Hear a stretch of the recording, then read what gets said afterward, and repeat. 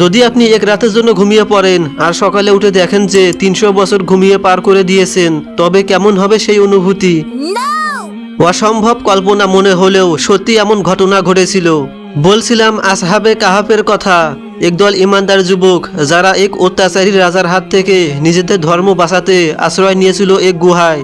আল্লাহর উপর ভরসা করে তারা আল্লাহর কাছে রহমত চাইল, আর আল্লাহ তাদের দীর্ঘ 300 বছরের বেশি সময় ধরে গভীর ঘুমে আচ্ছন্ন রাখলেন।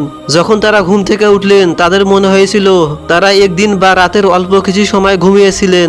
তাদের মধ্যে একজন যুবক শহরে খাবার কিনতে গিয়ে দেখতে পেল যে শহরে সবকিছুই বদলে গেছে। সে যখন দোকানে গিয়ে তাদের কাছ থেকে থাকা পুরনো মুদ্রা দিয়ে খাবার কিনতে চাইল, তখন দোকানদার এবং অন্যান্য লোকেরা অবাক হয়ে গেল। এই মুদ্রা প্রায় 300 বছরের পুরনো ছিল। ঘটনাটি আল্লাহ তাআলা পবিত্র কোরআনে সংরক্ষণ করে রেখেছেন। এটি কিয়ামতের পূর্বে মানুষের পুনরুত্থানের একটি প্রমাণ।